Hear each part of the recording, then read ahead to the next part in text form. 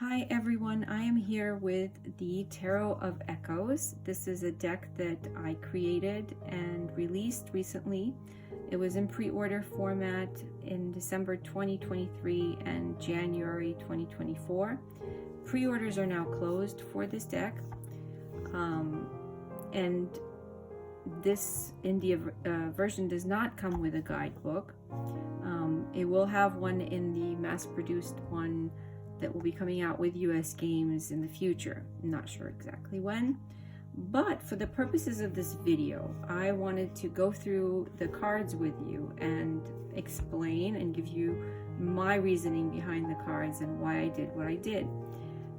So we're going to do that together, and hopefully you will get a sense of why I did what I did, and also obviously bring your take to it. All the decks that were printed, these are the backs, all the decks that were printed are signed by me. So if you do have a deck, it should be signed.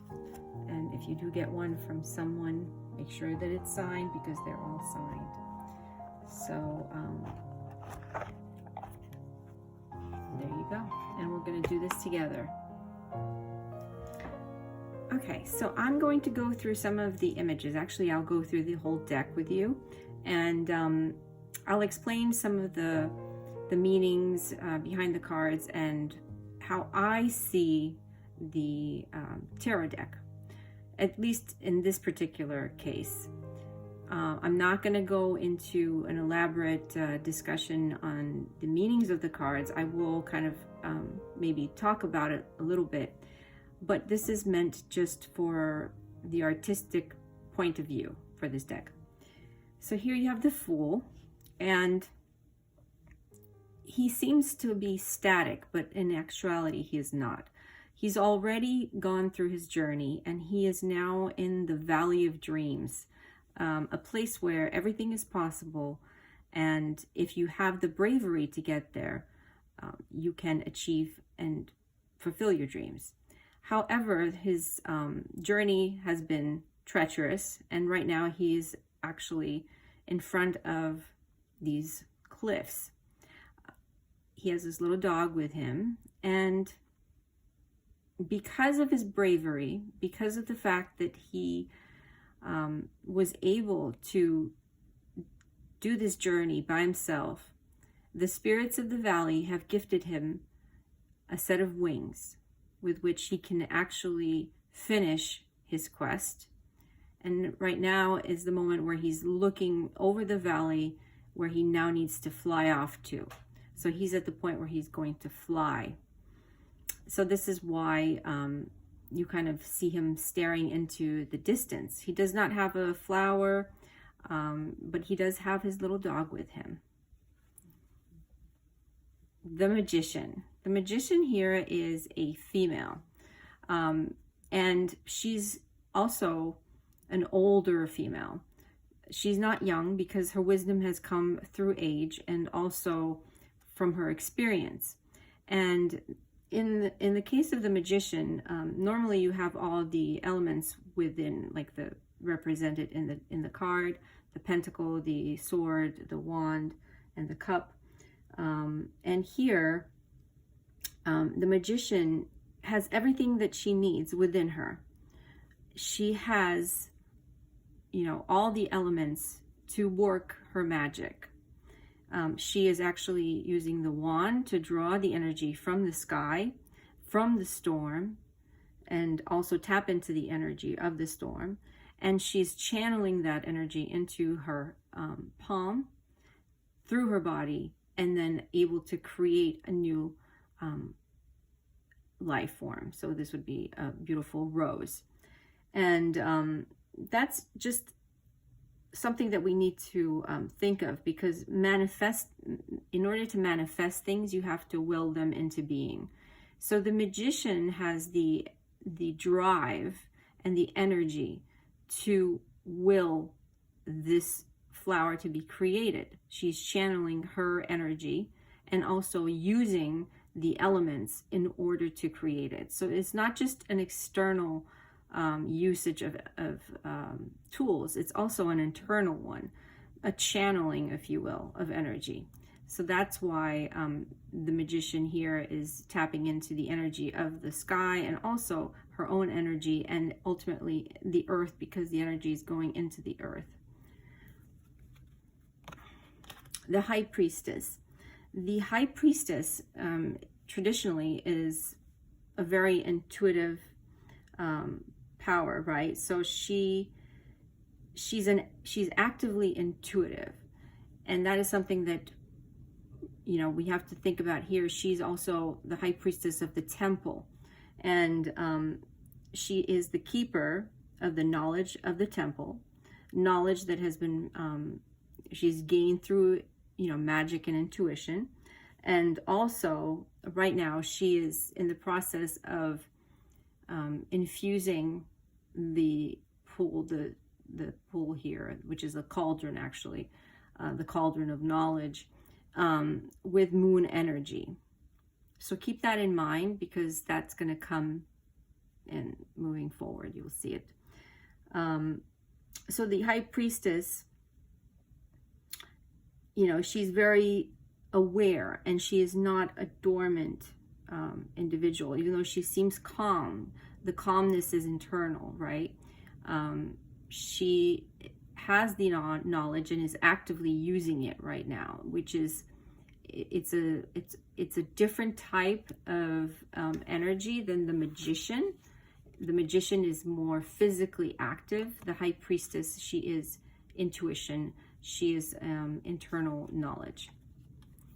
The Empress. So why did I choose an eye for the Empress?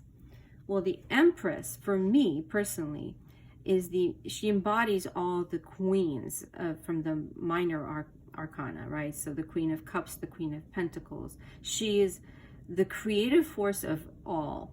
And so she's the creator, and then the Emperor, which is the next card, he's the one who's in charge of the creation, right?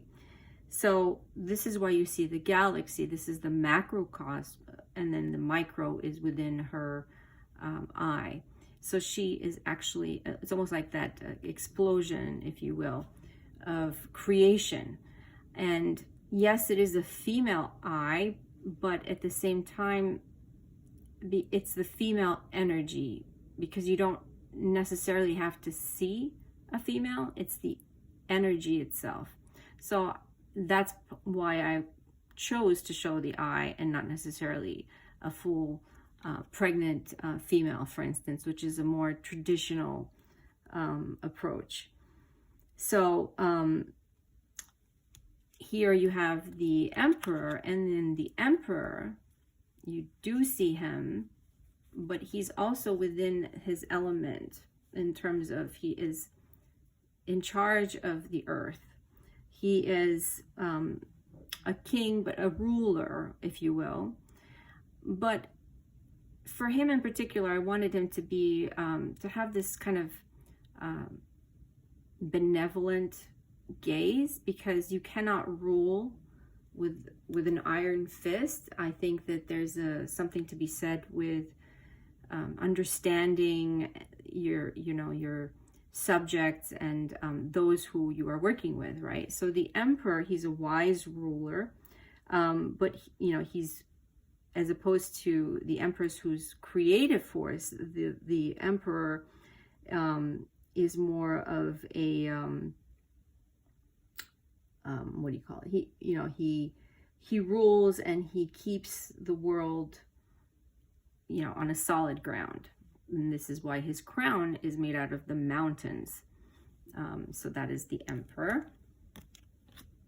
So here, traditionally it's the Hierophant, and I chose to call him the Wise One, and I think that it can convey the same information as the traditional Hierophant. Normally you will see the Pope, but this card is all about passing tradition, and also, rituals, things that you can hold and also add to. And, you know, you have to keep in mind that he is the link between mankind and spirituality. So if you were to think about the Pope and what the Pope represents, he's the link between man and God, right? Well, here it's not the Pope. He is a wise sage, and he is actually reading. He's learning. He's reading the book of knowledge. And if you turn it, there's a tree that is in there, that's drawn in there. So he is actually learning, and also that tree is kind of coming to life within the flame. So this knowledge that he's gaining, he will then pass down. But he's not the Pope. The Lovers. So the Lovers is that deep, profound connection, right, that you have with somebody. And I wanted to show that by, you know, showing the embrace, but having a softness to it, an emotional connection. And so, you know, all the colors are warm, and the scenery itself, I wanted to keep kind of bare in terms of what's behind them, because it's important to think, you know, it doesn't matter where you are if you are with somebody that you are connected to.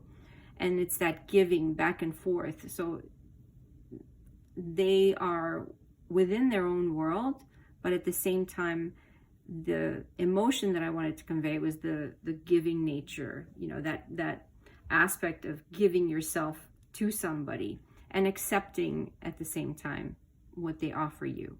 So that is the Lovers from my point of view personally. All right, the Chariot.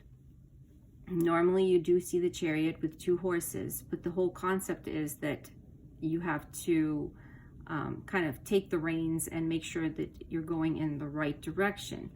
And I wanted to shift the perspective a little bit, because we're always focusing on the 2 horses, which are in front of the Chariot. So, and in this case, I wanted to show, you know, what it means to be going through that process of taking the reins, right? Because here you do see, this is the traditional Chariot.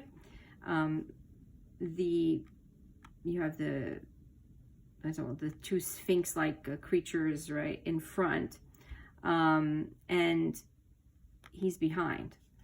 I wanted to shift that and have her pull them forward, because she's actually actively changing their course. And also it's the struggle. I did want to show that it's not an easy thing, you know, when we decide to make choices, and regardless in the direction that we decide to go, it is a tough choice sometimes, and that's something that is important to keep in mind. So, you know, the active, she's engaged in this process, and they're putting up quite a fight. So I didn't want to show them as you know, these very good little creatures that are obeying her every move and every command, because in life you do not get that, right? Sometimes you actually have a lot of opposition, and it's not easy to rein in the beasts. Okay, so that's the Chariot. Moving on, the Strength. Strength is actually in total opposition with the Chariot in terms of energy, because here I wanted her to show the connection that she has with the wolf itself. So instead of a lion, which is the typical image that you do see in the Strength card, I wanted the white wolf. In terms of why, it just needed to be there. I felt a strong urge to actually show the wolf. I think it's also because there is there's a wiseness that comes with the wolf, and in order for her to connect with this animal, she would need to also be gentle and kind, and it's an internal strength that she has that the wolf will then perceive. anyone who knows, like if you have dogs or if you deal with dogs, you know that they can sense when you are afraid and they can sense when you are not. If you are afraid, dogs will react to you. And there's something to be said about internal calmness and internal stillness in order to be able to convey that strength. The Hermit. So, a little twist here, right? Why did I do this? So, the Hermit is on a spiritual quest. He usually has the lantern in front of him, and I will show you right now. So this is what the traditional hermit looks like from the Rider-Waite-Smith. He has the star that's guiding the light. So it's all, he's on a mission, but he's going through this internal thing, but he is guided by this external light. In the Tarot of Echoes, I did not want that. Personally, I wanted to show that the journey that he's going through is an internal journey. And in order for him to be able to learn from this journey, he needs to get to know himself, right? He needs to be able to look deep within and learn from his journey. And that learning process that he's going to go through, that introspection that he's going through, will actually light the way for him in the future, because we learn from our mistakes, and it's something that is what it actually propels us and moves us forward. So he's looking ahead, but what's guiding him is his own knowledge and his own spiritual experience. In order to you have to understand yourself, right? If you're going to be able to be guided by your decisions, and this would be a period of searching, right? Of self-searching, if it were to show up in your reading. So you have to discover yourself, and through that discovery, you will shine your own light. All right, so the Wheel. The Wheel of Fortune is, it sounds what was up will be down, and what was down will be up.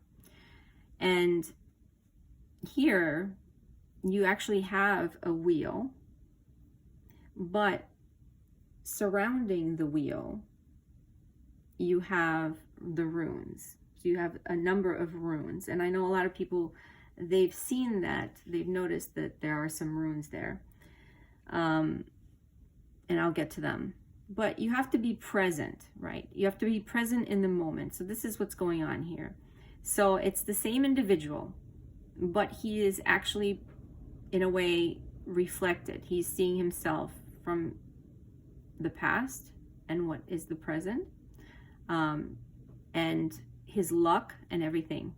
So you have to be present in front of change, and what is about to happen, regardless of what it is, if it's good or bad. In terms of the runes that we have, the first one is, I hope I'm pronouncing them right, Thurisaz, which is unexpected change, and usually will come with brutal force. The next one is Kaunaz, which is fire energy, and also having a positive attitude and maintaining that positive attitude in terms of when things happen. This one is Jera, which is harvest and reaping of rewards. And then we move forward to Isa, which is that one over there. Isa is the plans need to be stopped. It's almost like a stagnation, right? In terms of it's the opposite of movement. And then you have at the bottom, you have Rido, which is travel, It's actually movement, introspection. So it's a journey, you know. And then we move towards, I think it's called Pertho. Yeah, Pertho, which is mystery, and coincidences and randomness. And then we're going towards Algiz, which is protection, wisdom of the universe. And then Aihwaz, which is endurance and the ability to achieve your goals. So these runes were selected because they're all the runes that are needed in order to be prepared for the change that is about to come. And in terms of who these, if there are two separate people, it's the same person. So you have to kind of look at yourself in the mirror when this change happens. Justice. So justice is, you know, it's really in the eye of the beholder, right? And also, there is no, you can't, it's right or it's wrong. Justice will be done, right? And this moment in this card, I wanted to capture justice because she is the embodiment of justice as she's getting ready to take down her cloak. And because this is the moment where you're facing justice. So either, you know, justice will be done to you, or you are the one who's going to be held accountable. She has the scales in her hand because she's weighing things. So all the things that need to be balanced and understood in order for a decision to be fair. So it's really, I really just wanted to capture that moment, like where she sees you, like there's a connection between you and her, and she's getting ready to act. A lot of the cards that I draw, I like to switch perspectives and also to involve the viewer in the card. So either they'll kind of pull you in physically by gesture, or they will look at you and to involve you in the card. So you will notice that around. So the Hangman. The Hangman, I like to play around with the Hangman. I actually, this is the second card I did where I switched perspectives around. I did something different, like for the Tarot of the Abyss. And this is just a different way of looking at it. Usually you'll have the Hangman shown hanging, right, upside down. But what the card actually represents is sacrifice, right? And taking, making a sacrifice. So it depends what the sacrifice that you're making means to you. And the Hangman, you need to shift your perspective in order to gain knowledge. And it's all about that. And it means doing something that is uncomfortable for you. And if you're willing to do that, because if you're not, then you're not really gaining any knowledge, or you will not. So the Hangman here is just a shift in the perspective, and he is hanging by a rope. And it's almost, I wanted to give the impression of that bungee jump where you are actually doing it on purpose. So he has his hands, his arms wide open. He's not holding back. He's diving into it because, you know, even if he was afraid, the fact that he is tied, he's taking that leap. And the perspective change is also because you, the viewer, are below him. So are you going to catch him? Is he going to fall? There's that risk aspect of it, because there's always a risk with the Hangman. There's a sacrifice, and we don't always know what it is. For me personally, I'm afraid of heights, so this would be something that I would never probably do. And I wanted to show it in the card because I think that that would be the really a fearless thing.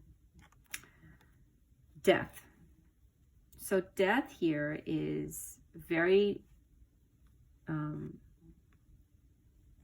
different, right? We're not seeing the skull, the skeleton figure. Death is about transition and moving from one state to another. It's a different type of rebirth, right? And it's a major change. And here I wanted to show death as a younger woman, and she's also very ethereal. The idea is that energy never gets lost. It always transforms. It always goes into something else. So here she is actually disintegrating and she is becoming something else. She's going into nature. So the energy that she holds is actually not gone. It's just changing. I wanted to have a little softer approach to the more drastic image of the traditional Rider-Waite, but still convey the meaning of it. Temperance. So Temperance here, it's all about balance, right? It's having that grounding and at the same time fluidity of emotions, and also if you are temperate in terms of your day-to-day life. But temperance we learn through living, and here you have this, it's the same woman, but she is the older version and the younger version, and she's maintaining the balance within her throughout her life, and the flow of the element is going within her. So she is temperate from beginning to end. So you learn from a young age as you're progressing into old age. So that's the idea, the duality aspect of it here. I like to play around with that. So you'll see in my decks, there's a lot of elderly faces, because I think that's important. And if they can bring something different and new, then I love to bring that in. The devil. The devil is all about temptation and vices. However, it's all about giving the power that you possess away, because if you're tempted, if you do something that is against your higher self, you're giving away that power. So here it's either giving it to somebody or something, right? So here the devil is represented by this female entity, and within her she has captured all these souls that are trying to escape. And if you look closely, you will see different elements in terms of what they're trying to escape. You have a king with this crown, so it's all about the material aspects. The crumbling tower, which could be the home, the idea of the home. So if you put your power into things that can be stripped away from you and taken, then you do feel trapped. And the devil is, it's mostly you looking within your own shadow self, your own shadows, your own, I guess, I don't want to say demons, but in the sense, your own negative side, right? So this is what the devil represents. And hence all the different faces and expressions, and also the things that chain us. So there's actually an individual here that is chained, which is, you'll find it in the traditional devil card also. The tower. So the tower here is a tree that is struck by lightning, and the little birds are in a vicarious position because they have, the mama bird has made a little nest in this lantern that is not very well seated, and you know, she is not leaving the nest. She's taking care of the nest. So even though this is happening, she's still present. And at this point, we don't know if it will break or not. We just know that it is not a good spot. And I like to keep it open in terms of what could happen, because, you know, you don't know what the result is at this point. So it's all about that moment where she's still offering comfort, and also, you know, probably will have to make a different nest somewhere else once the storm subsides. And, you know, you do have the rain and also the wind. So I do like to show the movement and also the precarious situation that comes with that. The star, yet again, a different perspective. You know, the star is a symbol of hope. The card itself represents hope. And here, the hope that she has is letting her unchain. So if you're thinking that you're moving through the major arcana, you're going through the tower moment, right? This is right after the tower moment. So this is where you actually are able to unchain yourself and let loose. But the only reason why you can do that, and if you can do that, is if you have hope. So the hope is internal. If you have it, it shines bright, and it will release anything that was left over from the tower card, which was the previous. So it's the narrative itself. And she is looking out. So there is a relationship in terms of where she's positioned, because she's at the tip of the cliff, right? So she is looking outwards. She does have this brightness that's shining from within her. And these are actually the chains that she's dropping, because, you know, the chains that we find in the devil that tie us down, that, you know, the ideas, the vices, the thoughts, the negativity that we have that brings us down is being removed here. The moon. So the moon is all about, you know, the emotions. It governs the emotions, and also related to water. And here you do have the waters, and these are actually undies. So they're water elementals that are holding and cradling the moon. This is how I see them. I mean, there's different ways other artists have depicted them, but this is how I personally see them. And remember, I mentioned in the High Priestess, if I can find the card now, she has the moon reflected in the cauldron, and here you have the moon, and the moon is charging the water, and the water that the High Priestess has here. So it's the same moon that has charged her waters, and now is also present here.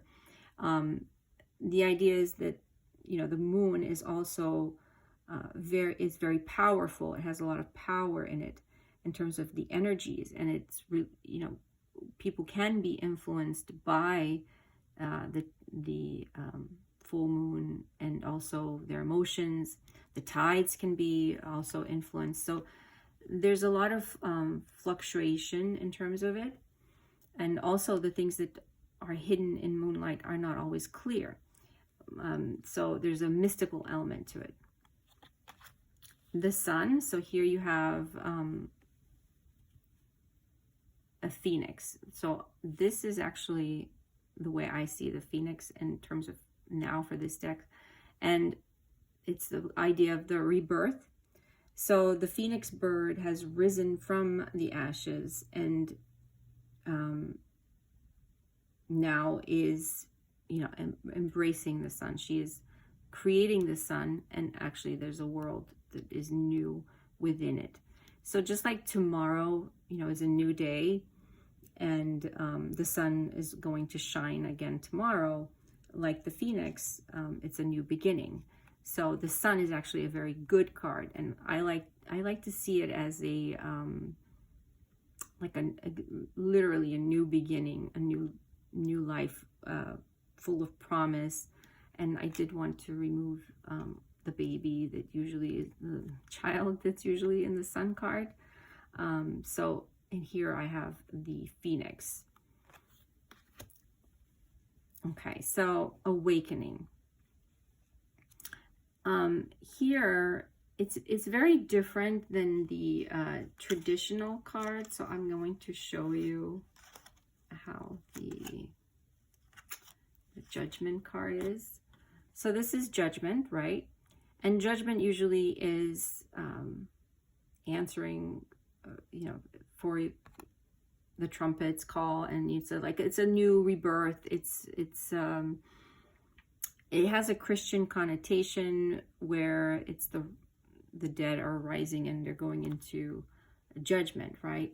But it's really a different step. It is that moment where you are stepping into a different type of world, of seeing the world, and it is an awakening of sorts. And here, the way I show it is, it's a break in reality. It's like a tear in the fabric of reality, where this individual here is in awe and just realizes that there's something beyond his world, and everything that he's kind of had to endure. Because here you have the aspect of, you know, this mournful period of what was behind.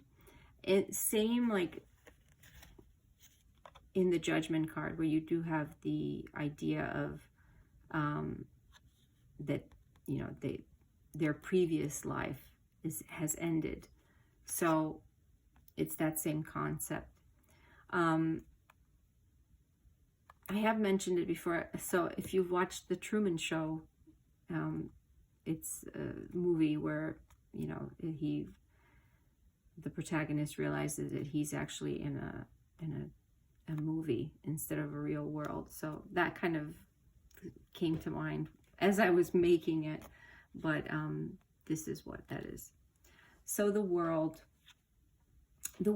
is harmony. So you go through the Major Arcana and all the trials and the learning processes, and everything that you've learned, now you have in the palm of your hand. You have the power to be creative. You hold the world in your hand, and it's basically the knowledge, all the knowledge that you've acquired, you are now holding. And here is the moon and the sun, because it's a call to the previous cards of the moon and the sun. And now she is here in the active actively holding creation and the power of creating. Because from now on, everything that you've achieved, now you can actually put into motion. The Ace of Swords is the beginning of any type of mental activity, idea, something that is, you know, that kind of that spark that happens, and it's all about the mind. And with the aces, you will notice that all my aces, I will usually have a person depicted in it, not just the element itself. And here you have this young man, and actually he has wings, because we are dealing with air, and I really like to incorporate elements from air, whether it's feathers or birds. And also the colors that are used in here are, you know, the blues and the light grays. It's all related to the idea of air and the concept that it's flowing through. And in terms of the mind, you do have here almost like at the crown chakra, where it sparks and you have the different steps, which is the different levels that you have to go through mentally. But it all begins with that one point, and he has the sword, which is, you know, obviously the symbol of you know, the element, but you will not see swords throughout all the cards. I only use them, and I only use elements, the symbols for the elements, if they are useful for the card and not just as placeholders so that people can count them. So the meanings of the minors usually will come through the images themselves, and you won't necessarily need to count them. So it's not a pip deck, and that you won't find, some cards will have the actual swords and some won't. Here you do have it, because it's that point, the sharpness of it, the you know, that piercing of the mind that happens when you have an idea, and also when you're beginning a mental journey, because this is the element of air and also the mind. Two of Swords is again about decisions, and here you have the person taking the time to decide which path they are going to take. Two of Swords usually is a stalemate, where the person is bound, not bound, but, you know, crossed with the swords, and also she is blindfolded because she has to make the choice, and doesn't really know in which direction. But here he actually is not blindfolded, and he still has to choose. And also you do see, I'm not sure if you can, but the lines are coming from his lifeline and his heart line. So the choice is based, he has to make a mental choice, whether to follow his heart, which is the red, or the mind, which is the blue. And there is that instance where, you know, there's a split in the road, and, you know, there's a crack in the earth, and his choice has to be made fairly soon, because, you know, there's that risk factor that's happening there. But he is in a moment of contemplation, like he has to make that choice. So this is what the two flowers represent. Again, you do have the blues that are in the sky, so, you know, that's something that kind of calls to it. And I like to incorporate wind wherever I can, whether it's through the motion of clothing or hair. So here, there's some of that. The Three of Swords. So the Three of Swords in the Rider-Waite is seen as heartbreak, but it's a mental heartbreak, if that makes sense, because we're suffering mentally. And here you do have the piercing of the swords, of the piercing of the heart with three swords, but they are actually within the water. And here's a little tip.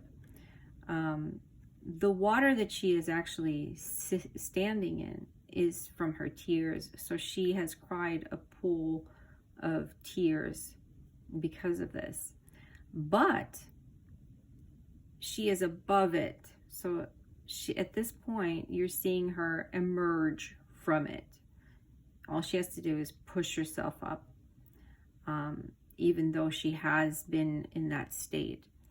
And in terms of the kind of foggy cloudiness that's happening here, it's because we are dealing with the mind, and if you are in not a good mental state of being, you know, everything's going to affect you differently. So this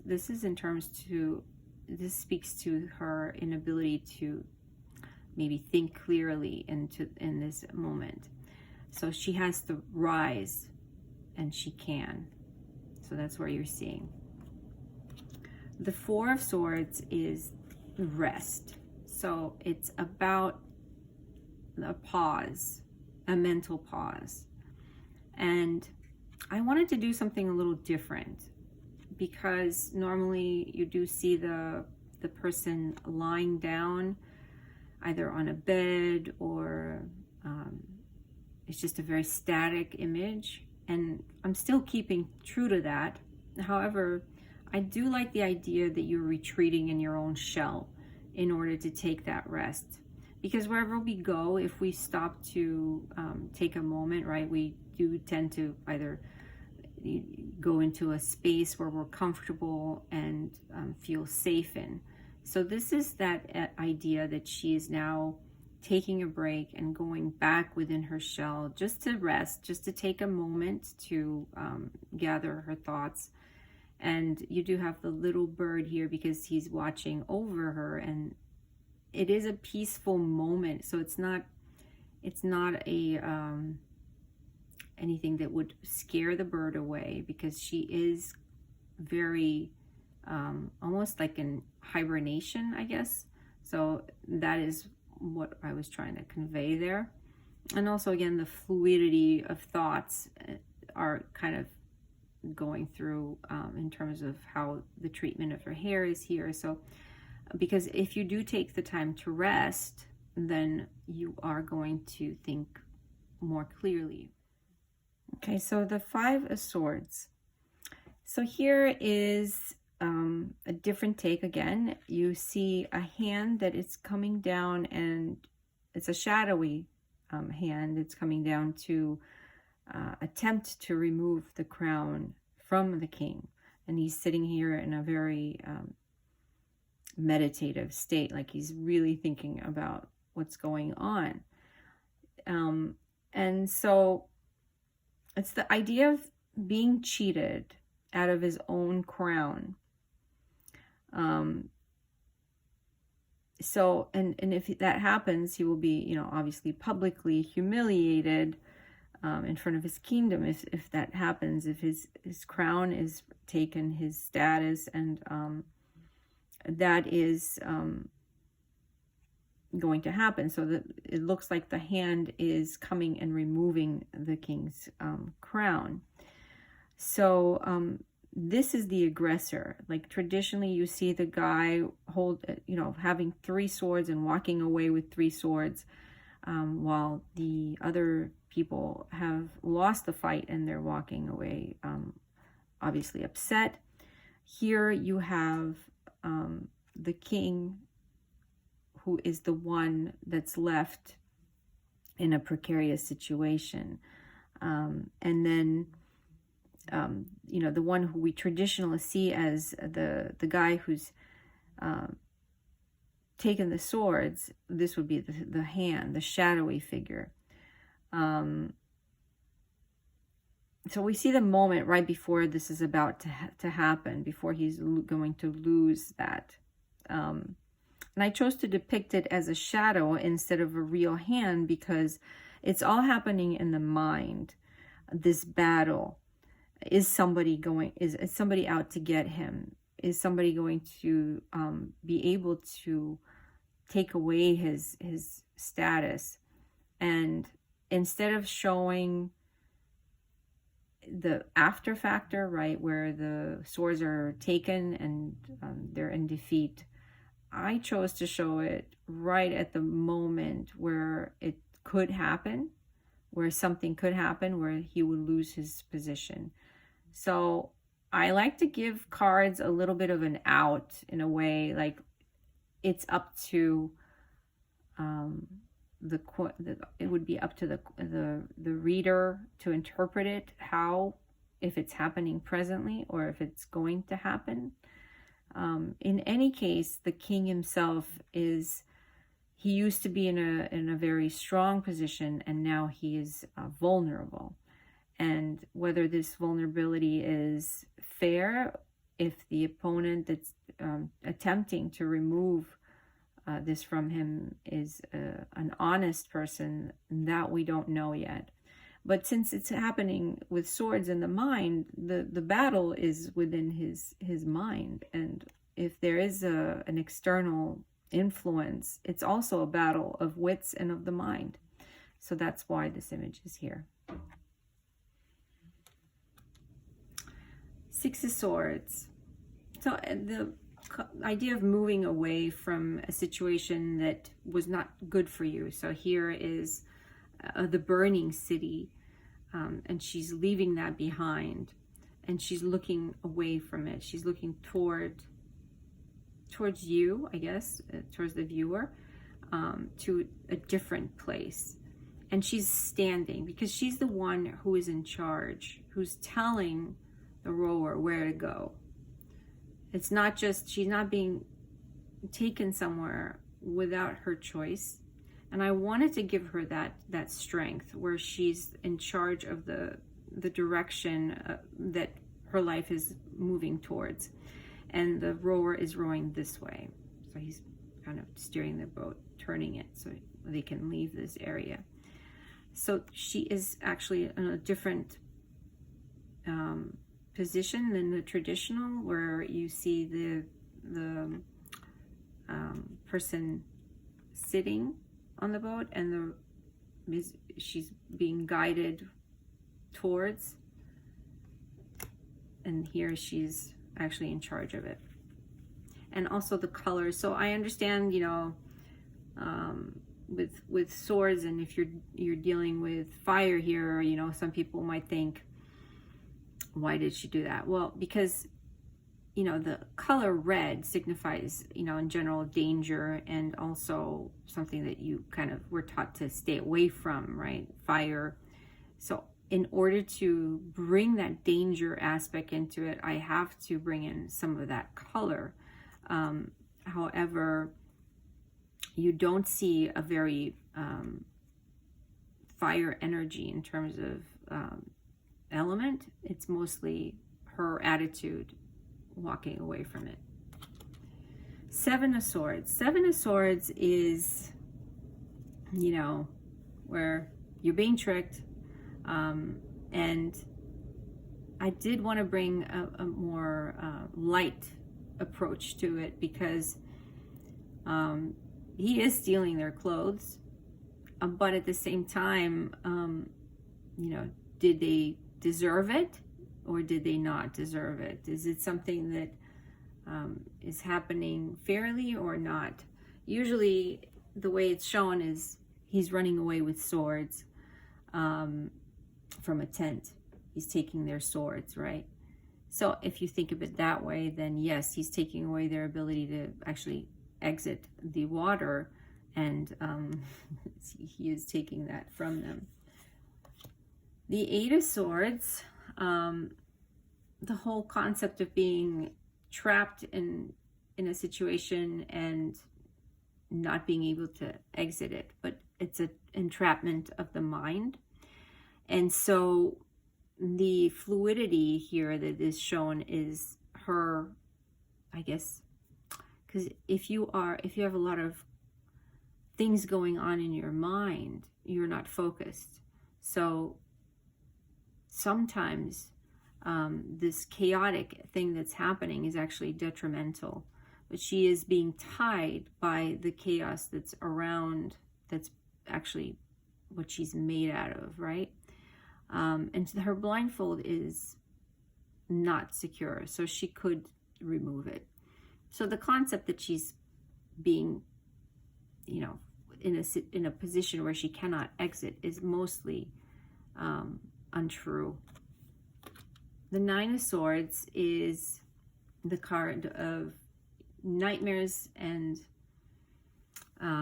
mental anguish, I guess. And so here I wanted to show it because it's all an internal process. Nobody knows what you're going through. So the flower represents the exterior. It looks pretty, and she is standing in it, right? She's sitting in it. And this is all happening within her own mind. So this idea that she's, you know, going through this, I wanted to show it a little different. But, you know, the fact that it is, you know, the card of nightmares, and some, it's not necessarily something true. It is happening within her mind, and it's not an actual thing, sorry. So there's a little bit of a different approach in terms of where she is waking up from. And she is not necessarily asleep, because the original Rider-Waite is she's in bed and standing up, sitting up, awake because of her nightmares, right? But here she is not. She's just in that place. The Ten of Swords. So this card, you do have all the swords here because they serve a purpose for this particular image. She was, you know, she had the swords in her, and piercing her body, and now they have all fallen. And right, you see the moment where she's grasping with, she's literally holding on with her fingertips at the edge here, but she's still holding on. I mean, if you look at her expression, I did want to show her that, you know, she's not giving up, and she's not just gonna like let go and fall into nothing, because she still has that will. And at the top here, there's footsteps that are walking away. So whoever put her in this position is now gone. They walked away from the edge, thinking that she has gone over, but in fact she's not. She's still there. So it's really that moment where it could go either way. But the initial impact that she did have, the piercing, right, the wounding that she sustained, is no longer able to hurt her. They've fallen. So she's in the situation, which is a very precarious one, but because of how she is hanging, they have fallen. And I did want to incorporate the wind and all the struggle. It's almost like you can kind of feel her at the edge and the wind hitting her body and kind of not helping her, right? The Page of Swords. So a very elfin kind of creature. So I did want to actually show that. And he is whimsical. He's also young, and he does have, you know, the sword in his hand, but he's, I see him as a smaller creature. The way I envisioned him was he's kind of floating around. He's present. He's almost like an elemental, I guess.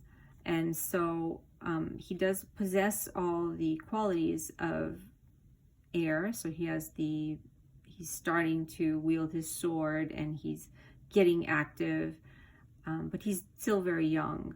But he does have all the tools that he needs, and he's also present. He's very interested and inquisitive. So I wanted to have that quality in him. The Queen of Swords, she is the ruler of her element. She embodies the element of air. So this is why I have her within the sky, and the birds are, you know, kind of around her. She's breathing in her element. She's one with it, and she masters it. She's in control of her mind. She's in control of the actual sky, the element, the air, the quality of her thoughts are clear. So this is that kind of like that ecstasy moment where she's letting go of anything that was, you know, negative in terms of the, you know, you have the Three of Swords and the Ten of Swords and all the mental things that had to happen for her to get to this point. The King of Swords, he is a chess master. He knows the game. He's very smart. And so I personally like chess. So I think it's a really great game in terms of strategy and how to, you know, deal with your opponent. It's an interesting game. And I think that a king that is master of the element of air and of his thoughts is a very strategic one.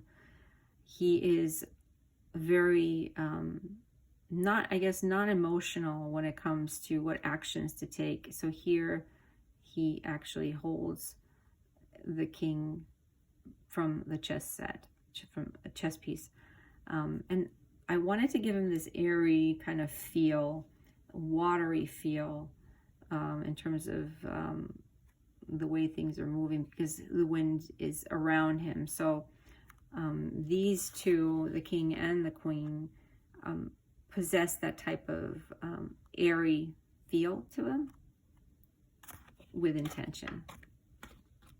And actually, the page should have been before. I mean, sorry, the knight should have been before the queen, but oh well.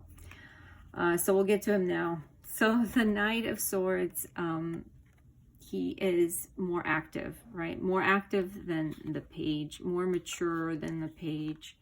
And he's also more in your face. So he's offering you his sword because he's engaging you. So again, remember I mentioned that I want to pull my viewer in. I like to incorporate you into the card.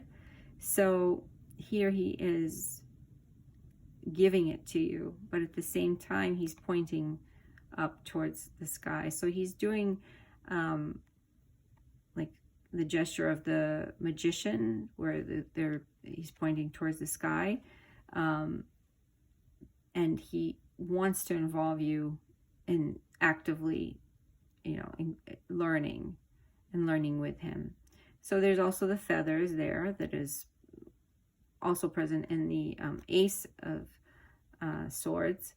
So that's just something that I kind of brought back for this one. Moving on to the cups, we have the Ace of Cups. And here it's all about water. It's all about her ability to master it. And she is creating almost like a flower. Let's see if I can kind of zoom in. So this is actually a flower that she created. And because, every drop matters, this is what you're seeing within her, like the actual ripple effect that's happening. So from one drop, a ripple begins, and that actual ripple will propel her emotions and her ability to start a new emotion, a new relationship, or anything that has to deal with the ability to invest emotionally. So that is the Ace. The Two of Cups. The Two of Cups is, it's similar to the Lovers, but I see it as a relationship based on, emotions, but it's a different quality than the Lovers card, because it takes two in order to unlock it. So this is why the key is here with the cup in it. So it can be anything. It can be a business relationship, but it's also it's deeper than something that is non-emotional, right? So whatever it is that is starting, it's an unlocking, but it requires two. So hence the key here. And it also has like the water droplets around. So I did try and keep that there. Three of Cups. They're coming together. I did try to show, the joy, the carefree feeling of friends coming together, and just taking that childhood memory when you were with your friends and just really didn't have a care in the world, or you're just enjoying the moment. And so that is what the Three of Cups here in the Tarot of Echoes is. It's all about, having this moment with friends and celebrating it. You don't need to, they're not toasting, but they are still enjoying themselves and their company. So I did want to show the movement, and also, you know, they're coming towards you, right? They are swinging back and forth towards you. So they're not just standing and toasting.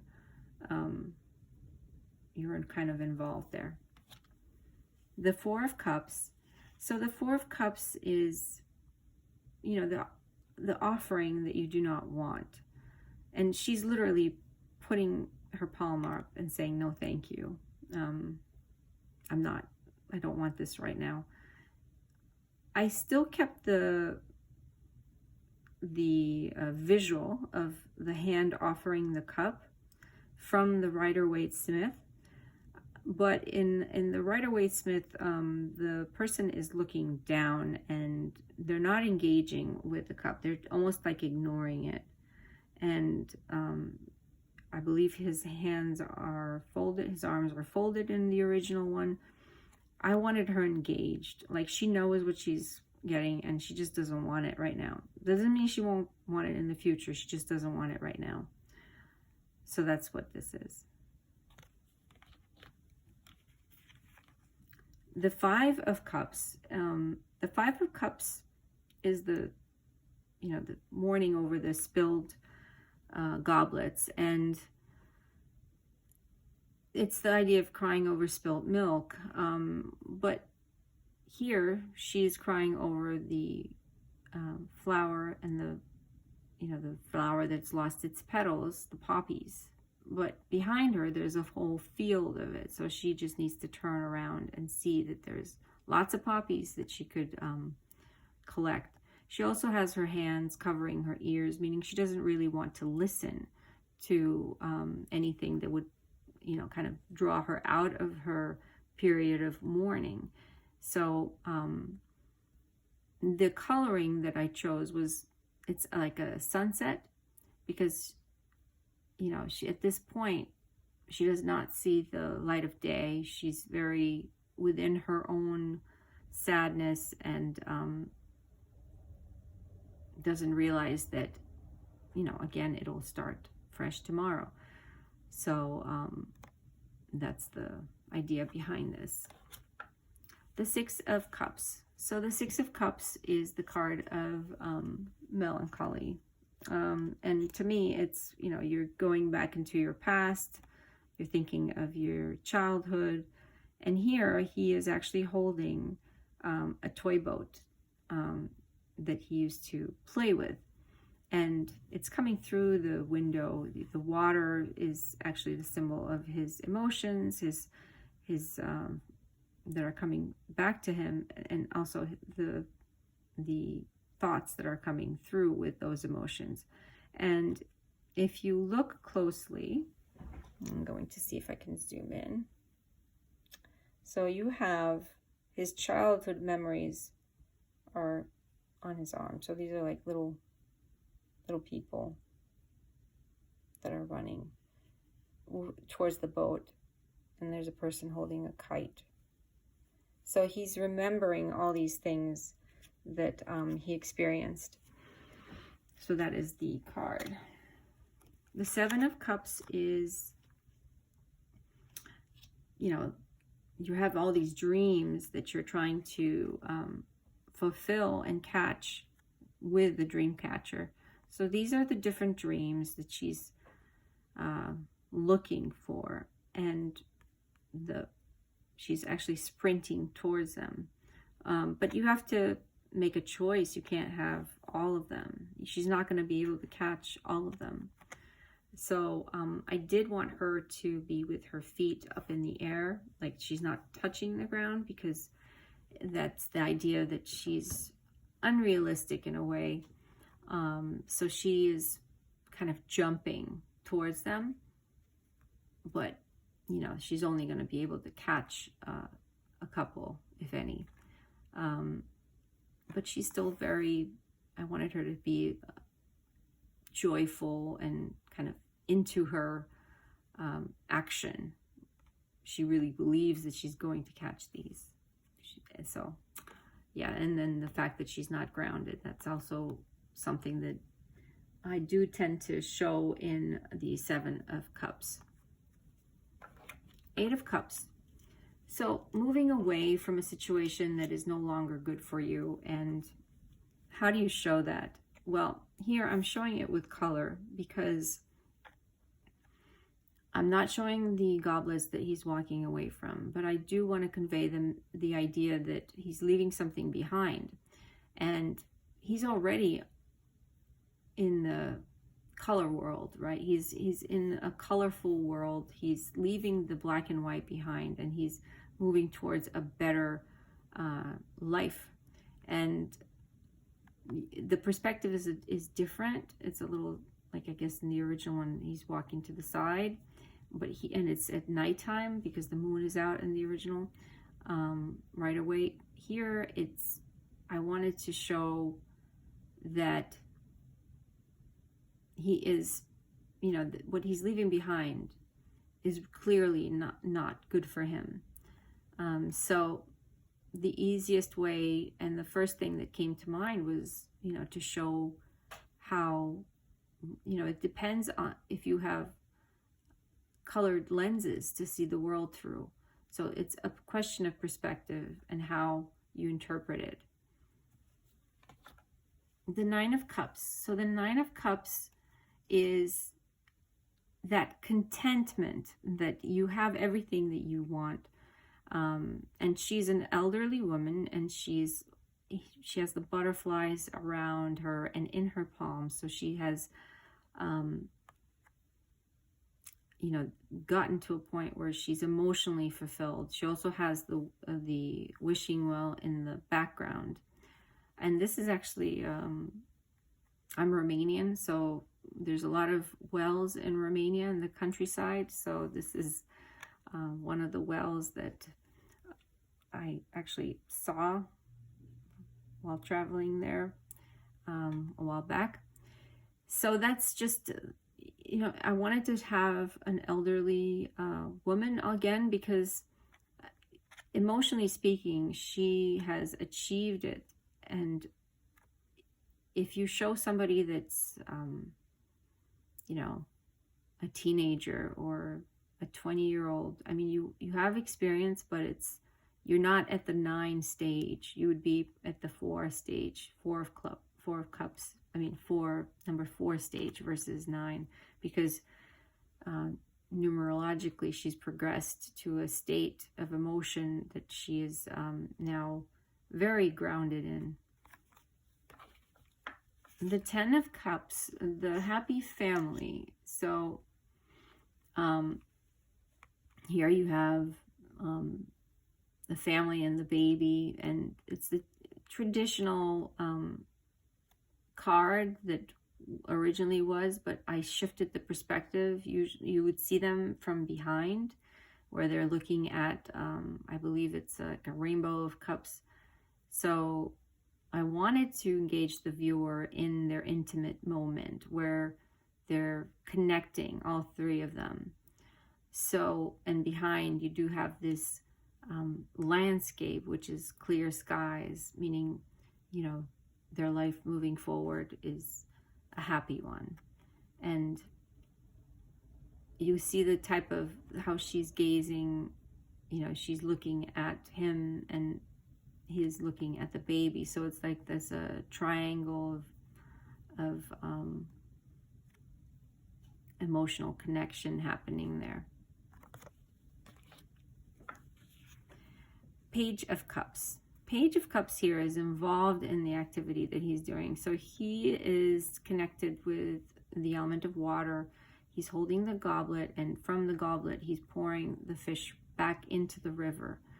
So I did want to show this idea that he is involved and he actually cares. So he's returning the fish back to Mother Nature, and he is within nature himself. He is still a page, so he's still young, but his activity, even though it's a small action, it does have impact. So he's not like, he doesn't have a horse, he's not a knight, but it does matter what he's doing, and it does matter that he's involved. The Knight of Cups. Here he is very kind of, I don't want to say proud, but he's very confident because he has his flower. So he's getting ready to approach his beloved, and he does have the horse with him because he's active now. He's emotionally active. Not all the knights that I draw have horses, so I only draw them if for that particular card I feel that it's needed. If you removed the horse from him and just had him holding a flower, it wouldn't be as impactful as if you had a horse. And also he is holding on to the horse, so there's that emotional connection again. So I tend to like to incorporate elements that will support the narrative of the card. So here he is getting ready to you know, go and actively pursue his love interest, and he is very confident.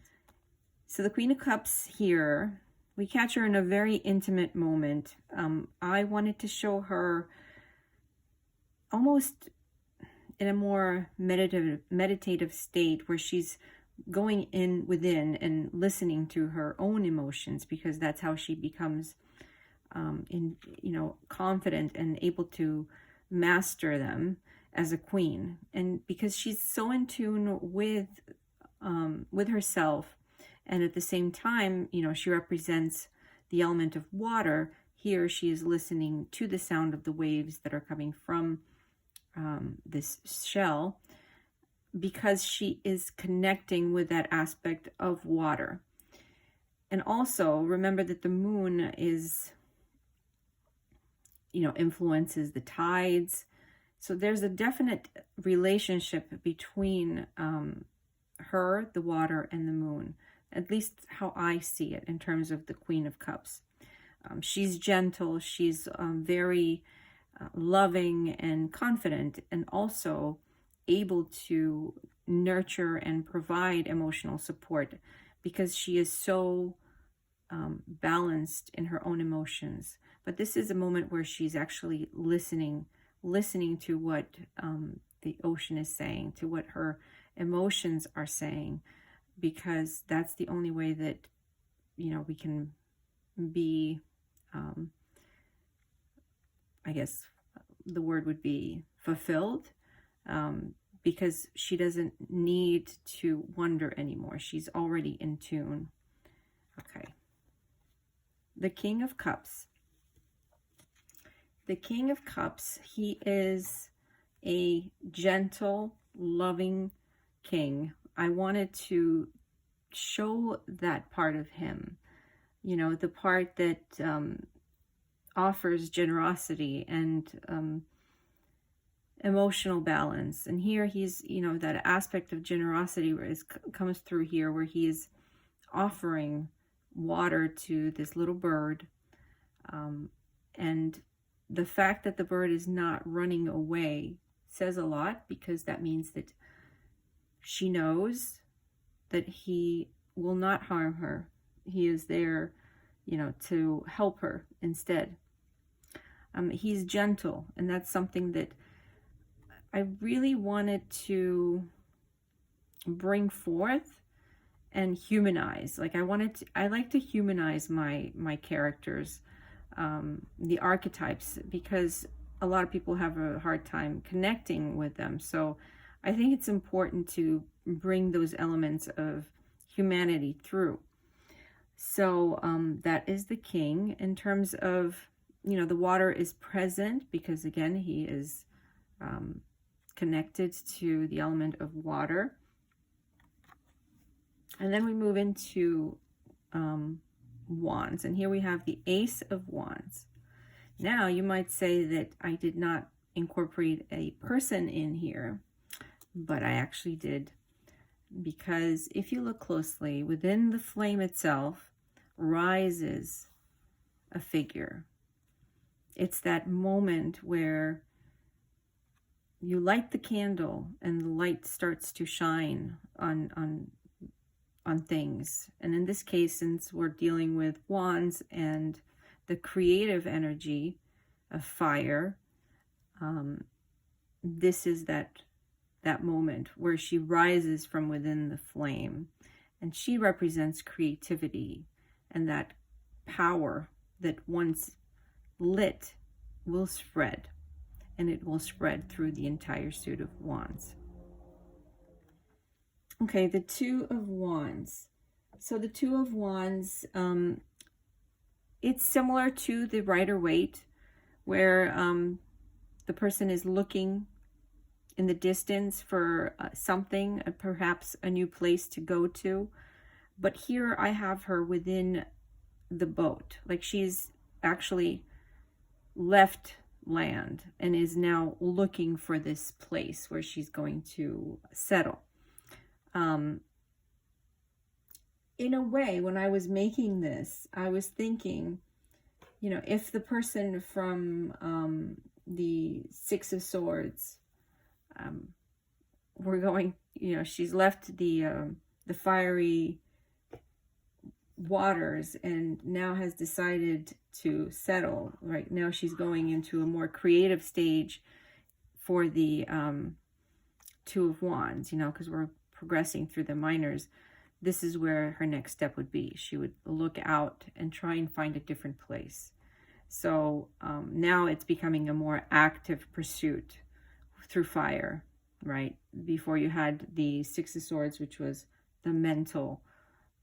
She's leaving away. She's leaving. So in a sense, I did kind of, when I was creating her, I was in a way thinking of that other card where she stepped away. Let me see if I can bring it back. So there we go. If these two were together, you know, she was in the Six of Swords where you're dealing with a mental move. And now we're moving into the Two of Swords where she's now finding where she wants to go. And again, in terms of artistic choices, you know, I like to keep things, again, flowy. The Three of Wands. So I flipped him around.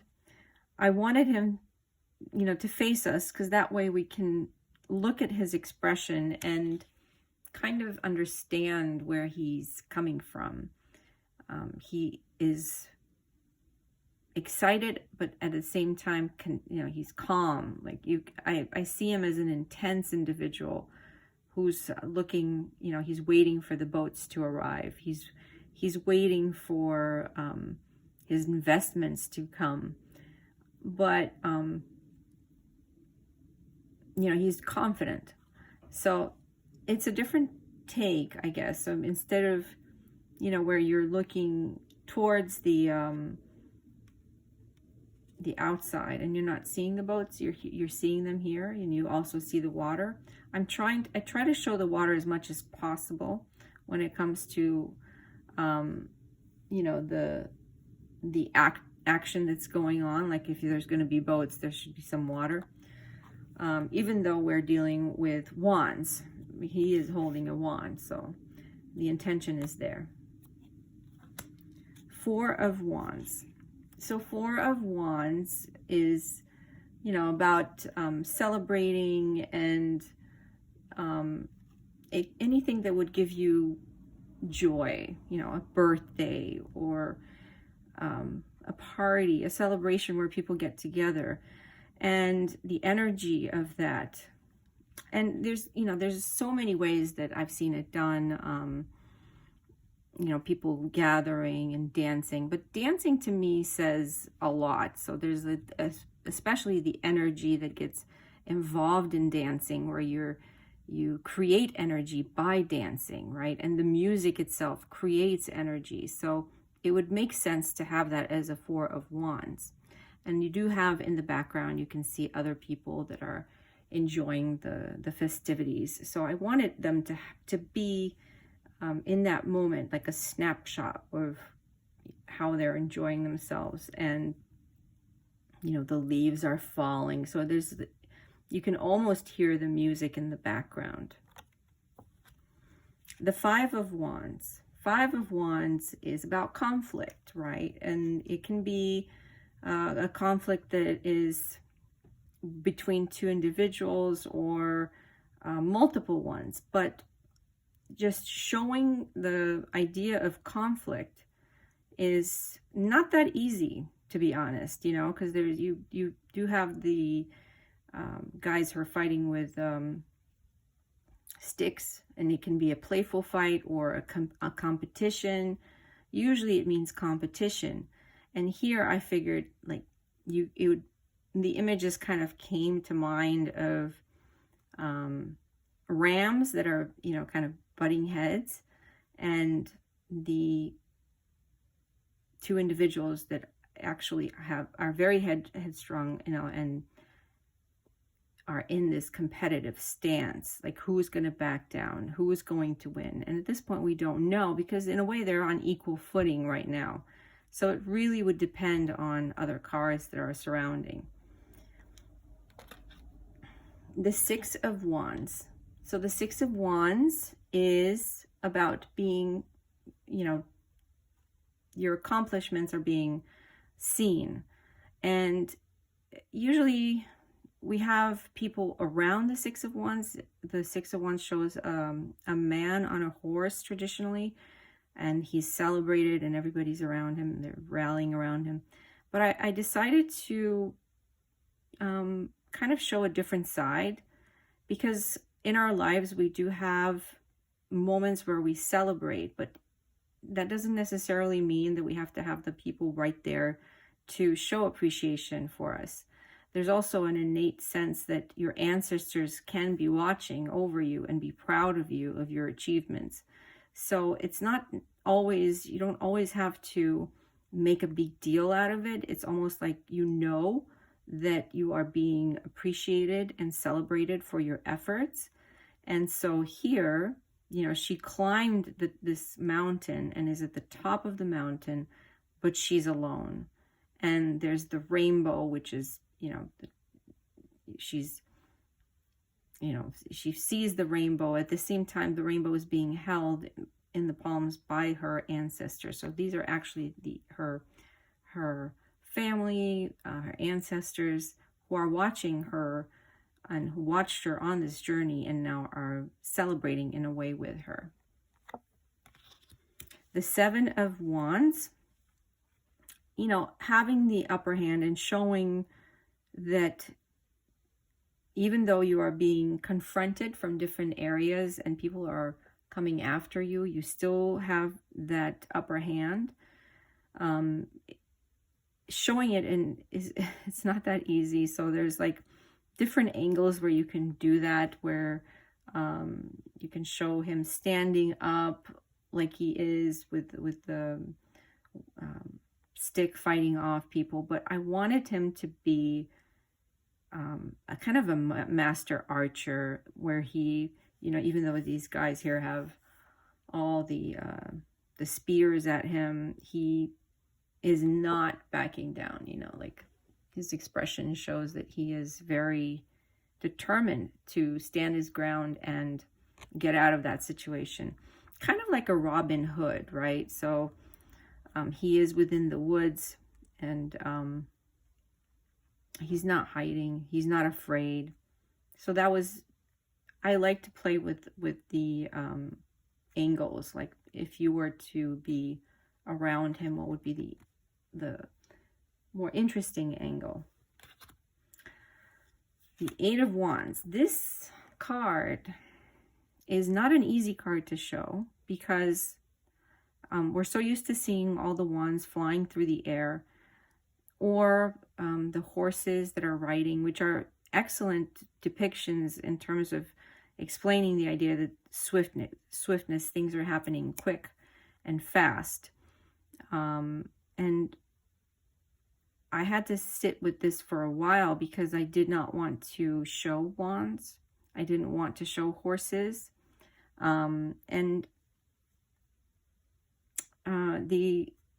hourglass is such a, a typical thing that tells time, right? We use it. It is a set. It has a set amount of time.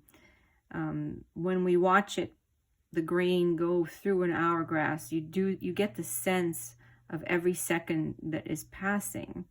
And time, again, is very subjective. There are times when you feel like it's moving fast, and then there's times when you feel like it's moving slow. And in this instance, I wanted to break that, literally. So you have an arrow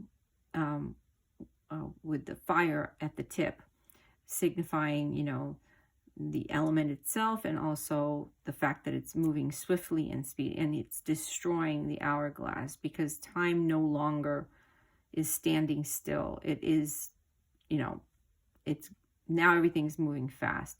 And that moment where the hourglass is going to fall, it's going to fall over the edge, and you see the sand that has spilled. So that's the Eight of Wands.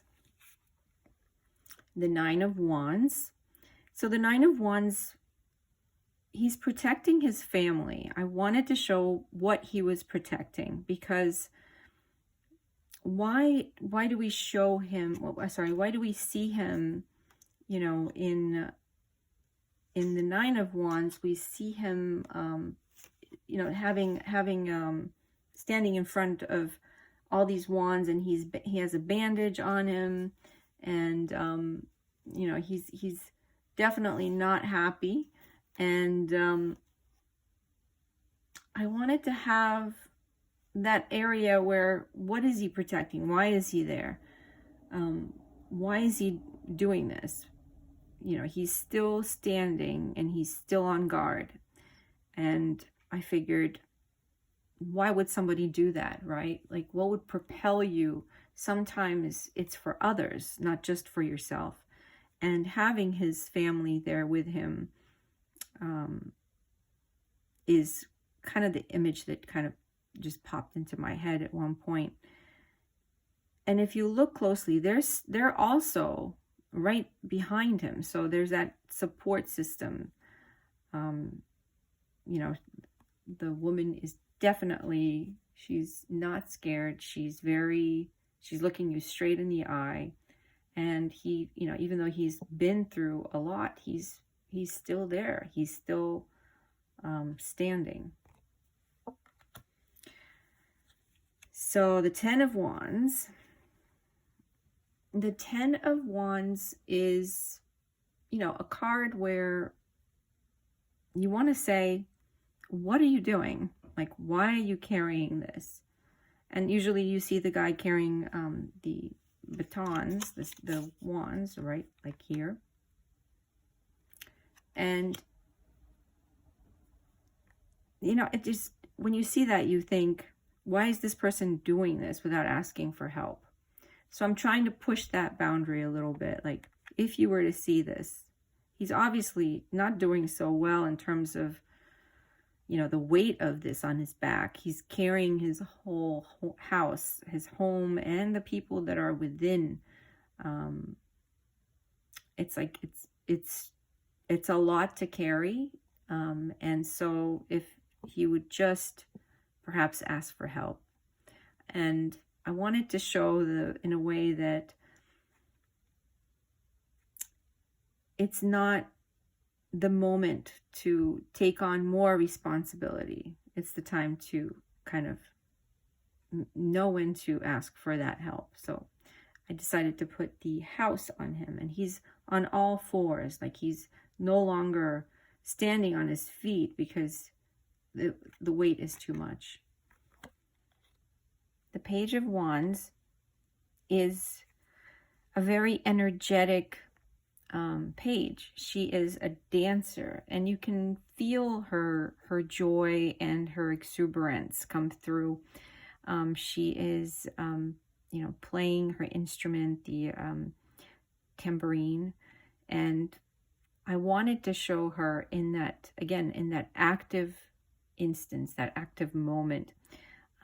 She is not a queen, right? So she's at the at the beginning stages of her journey in terms of creativity, but she holds the fire element within her because she is so energetic and unabashed, and she's full of life. And that's something that I wanted to come through, and using the concept of dancing and having music. Obviously we can't hear it, but we can feel it, even though it's just a flat art. That she's dancing to something, and your mind goes there, and I hope that it will convey that energy that she's trying to pass. Knight of Wands. I decided to bring the energy of an angel. For some reason it wanted to be here, and I haven't ever done this before in terms of showing that. I wanted to incorporate some aspect of him in there. It's something that I can't explain it to you. Sometimes you just have to draw it because it wants to be there, and no matter what you do, it still will be there. So you either go ahead and illustrate it, or if you go against it, it's going to come and bite you. So this archangel wanted to be here.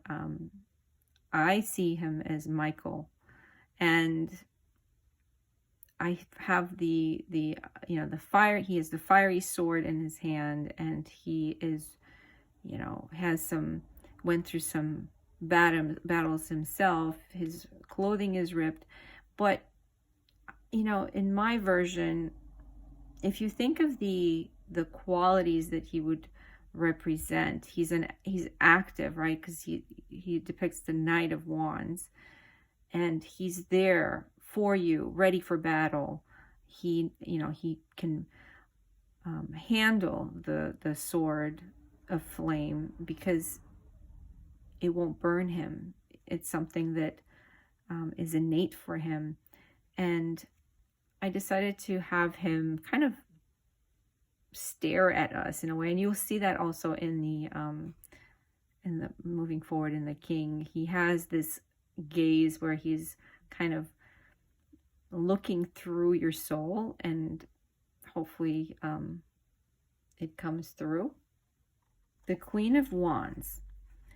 So she is the queen of the element of fire, and here we see her literally holding fire within her palm, because she is so capable of maneuvering it and transforming it and willing it into different creative venues. She has the staff, which also has a flame, and her crown is also made out of flames. She is energetic and fierce, and she knows no fear. Fear is not in her vocabulary, and she loves change. I see her as somebody who's confident and loves change. In terms of the coloring, I kept it within the reds and oranges to show that element, and for you to feel it as the viewer, to actually almost feel the warmth radiating from the card itself. And the sunflower is present on her, and also you'll see on the next card, which is the King. Because the sunflower, if you know sunflowers, they turn towards the sun every day, right? They face it, and at sunset you see them kind of facing down, because the sun is such a life force that is connected to the sunflower itself, and she holds that life force within her.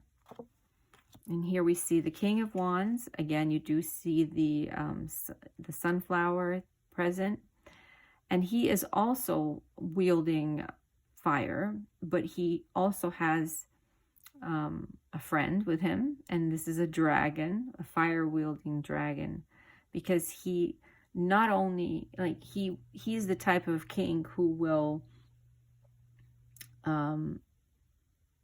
take the ideas and put them into action. He's a leader, you know, he's a dragon tamer. And again, you can see him, he's looking straight at you, similar to the Knight of Wands. So they both have that intense stare towards you. In a way, they're daring you for action. Moving into Pentacles, the Ace of Pentacles. And here she is handing you, she's offering you this key that will unlock the suit of Pentacles and the potential of Pentacles. The potential of, you know, investing and taking hold of financial aspects of your life. And it's up to you whether you take the key or not, because I wanted her to engage the viewer. The ace is as all the aces, it's the beginning, right, of the suit. And when it shows up, you know, you have to decide if you will, in fact, start on this journey. And because it is a journey throughout the entire suit, it's not an easy one, just like with all of the minors, but you have the option. Are you going to take her up on that offer? And I incorporated, you know, the leaves and this kind of green, earthy feel for her, because she is the first card that you will see, and she has a crown of flowers. The Two of Pentacles, all about juggling the finances. And in this case, are you going to juggle the golden goose and the golden egg? So he has to hold, you know, all of these coins. These are golden large coins on his head. And at the top, you have the golden egg, which is very valuable, right? But not only that, he needs to make sure that his golden goose will not run off. I sometimes will put in some playfulness in the cards, and you know, you saw that in the Suit of Swords too. And I kind of bring it here. Like, I wanted to show him in that juggling act, which we're familiar with. But you know, he doesn't just have to make sure this doesn't fall. He has to make sure that his little friend doesn't run off. Three of Pentacles. Three of Pentacles is, you know, about working together, and because it's an effort that needs to be done. You can't do it by yourself. And in this case, it's harvesting, right? So all of this, all, you know, the field itself cannot be harvested without the help of everyone else. And, you know, this is something that's very familiar to me, because in Romania, you know, you do see a lot of people working the fields and gathering hay and wheat and working with their hands. So there's a very real connection between the human being and the earth. And I wanted to keep that because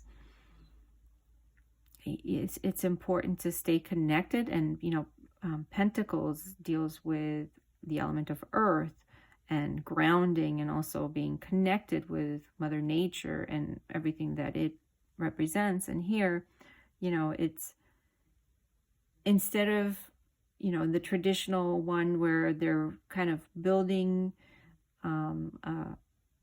it's like an architect has like his project, he's working on it, and he's showing the papers to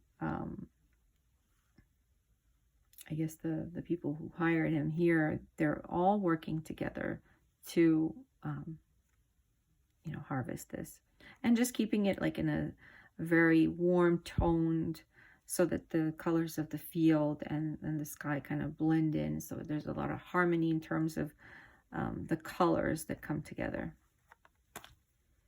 Four of Pentacles, the merchant who will not let go of his money. He's very focused in it, and you know, to the point where he doesn't see anything else around him. And I decided to put him in a bare scenery. So he's actually in a desert, and the desert, you know, you have to have water to survive. You have to have other things. You can't just rely only on your money. And he needs to be careful. I mean, there is something to be said about saving and making sure that you don't squander what you have. But at the same time, don't forget to look around you and make sure that you have what's necessary, not just the coins. So he's very involved in that. Five of Pentacles. You know, having a mother and a child in this situation where it's raining and it's storming, and you can tell that she's down on her luck, and she is looking, in fact, for you know, a place to stay.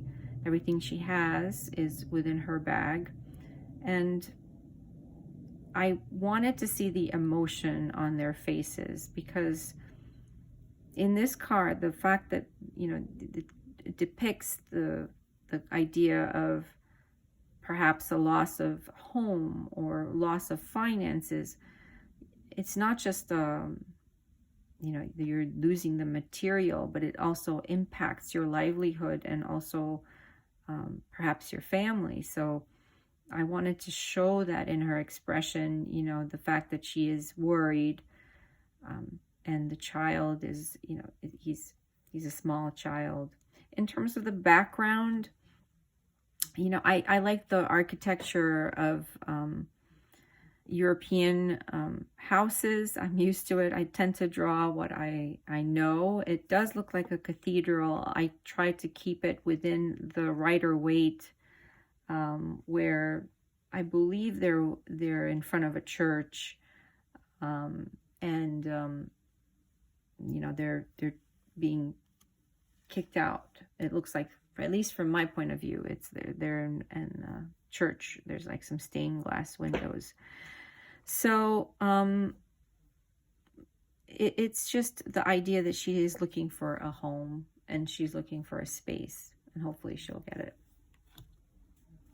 Six of Pentacles is a giving card, and I wanted to take a little bit of the stigma out from the way that we're used to seeing it, where there's a rich man handing down money to a poor man, and he's, you know, they're literally, one is higher than the other.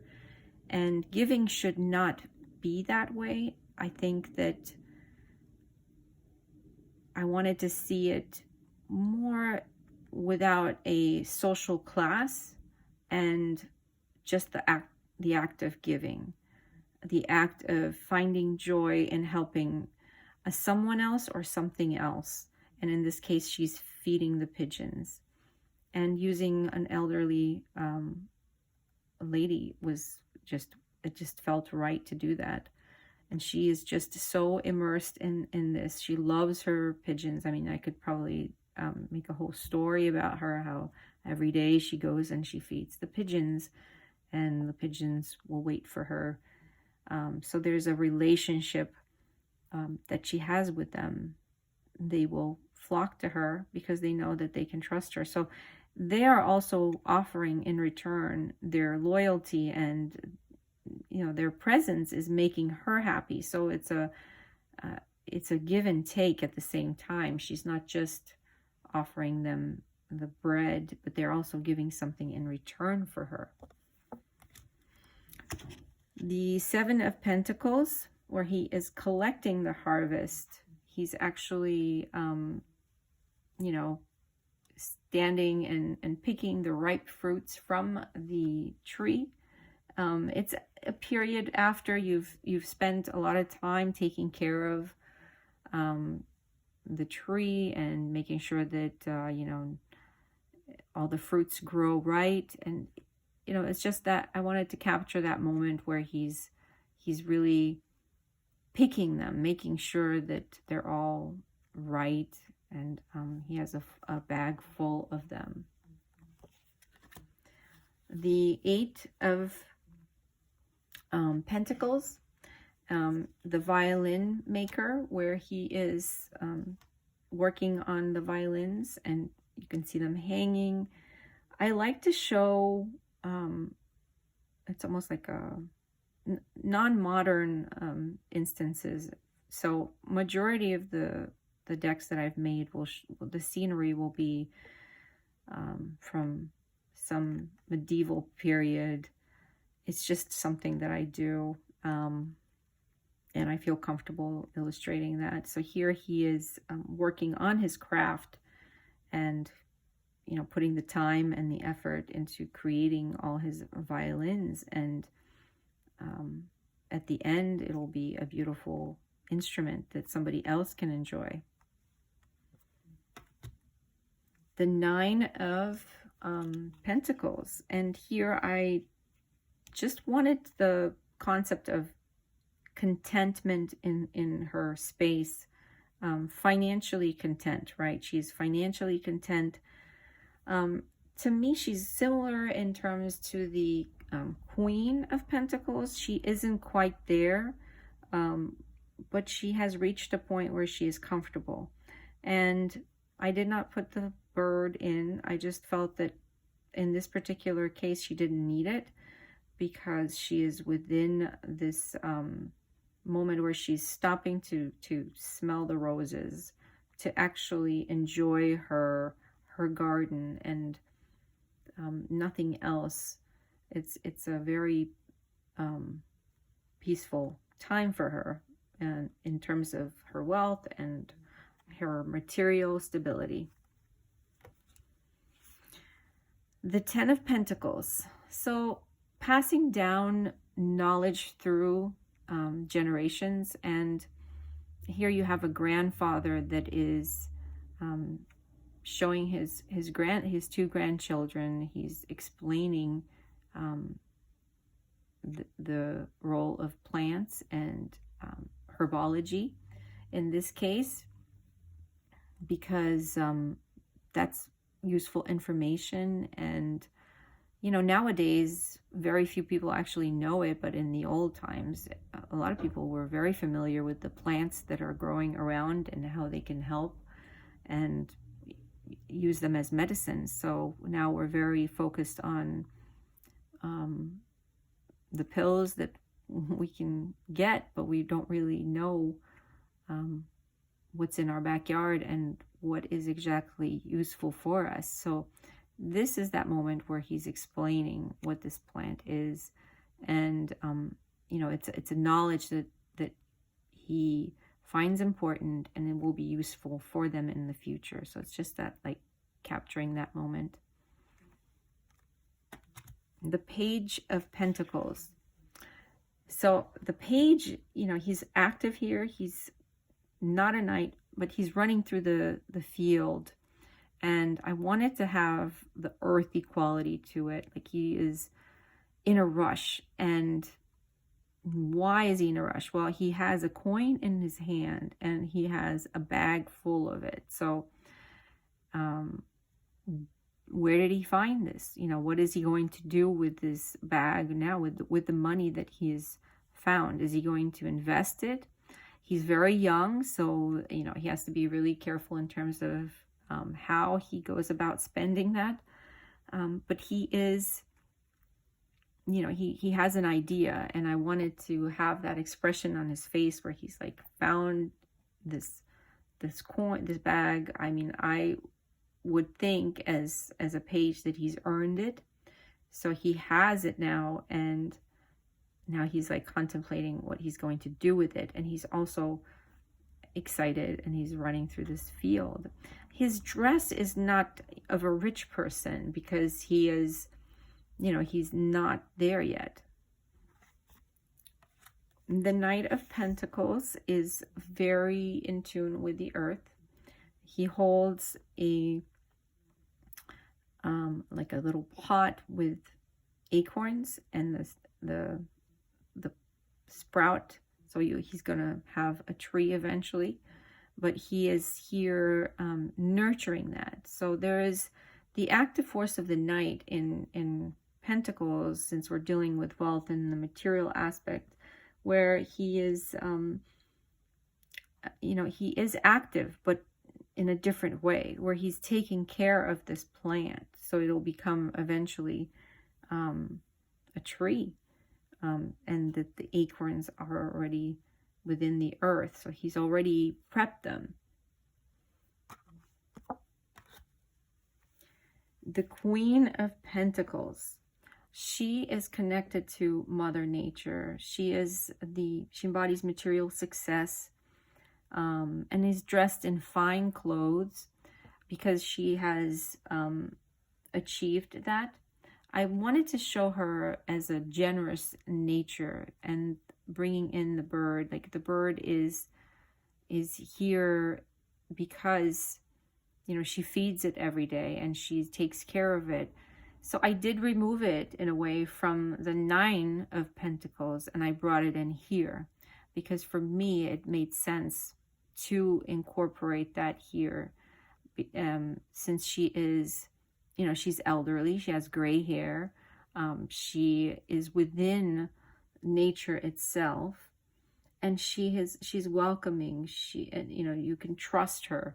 She is somebody who will give you good advice, who is able to distill the information that needs to be and kind of presented to you in a very, I guess, useful manner, something that will help you achieve. So definitely a very motherly nature. And she's patient. I wanted to show patience within her features. Like, you know, she's wise and patient, and she also has the sunflowers in her hand. So there's a connection between sunflowers in general. Also, that you saw them in the wands, but in that case, they are, you know, connected to the sun. Here, she's, you know, collected them. She's connected with the earth, and sunflower seeds are, you know, you can make oil from them, and you can make food with it. So there's a different take on it in this point, because, you know, you can use them for something other than, you know, putting them in a vase. And here, the last card is the King of Pentacles. So the King of Pentacles, he is, again, outside. He is not in a castle. He holds a staff with the pentacle sign, because that's a symbol of his power. And he is engaging us. He is somebody who will be able to take what he's achieved and make it into something. Just like all the kings, he is an active force in terms of how he puts things into motion. And with pentacles, he knows how to invest. He knows how to spend his time in order to get the earth to bring forth the seeds that need to be harvested in order to, make, for instance, the oil that the sunflowers can provide. So these are the last three cards, so you can kind of see them. They're all in an outdoorsy feel. He's in the woods, she's also in the woods, and he's in the field of sunflowers. So this presentation was for the Tarot of Echoes. I hope you've enjoyed it, and it explains some of the cards for you in terms of how I decided to create the deck and the reasoning behind it.